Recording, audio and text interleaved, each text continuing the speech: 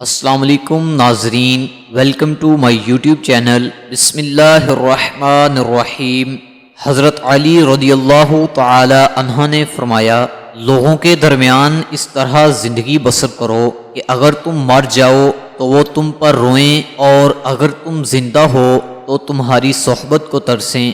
اگر کسی کے اعمال اس کے مقام کو پست کر دیتے ہیں تو اس کا نسب اسے بلند نہیں کر سکتا۔ اے ابن آدم، جب تم دیکھو کہ تمہارا رب تم پر اپنا فضل کرتا ہے اور تم اس کی نافرمانی کرتے ہو تو تم اس سے ڈرو۔ جب آپ بیمار ہو جائیں تو اس کے بارے میں گھبرائیں نہیں، اور ہر ممکن حد تک پر امید رہنے کی کوشش کریں۔ جب تم نے اس دنیا سے جانا ہے اور موت آخرکار ملنی ہے تو پھر موت سے گھبراتے کیوں ہو؟ جب تم پر کچھ نعمتیں آئیں تو انہیں ناشکری سے دور نہ کرو۔ اگر تم اپنے دشمن پر غالب آ جاؤ تو اللہ تعالیٰ کے شکر کے طور پر اس کو معاف کر دو، کیونکہ وہ اسے زیر کر سکتا ہے۔ عقل مند آدمی کا دماغ رازوں کی سب سے محفوظ تحویل ہے۔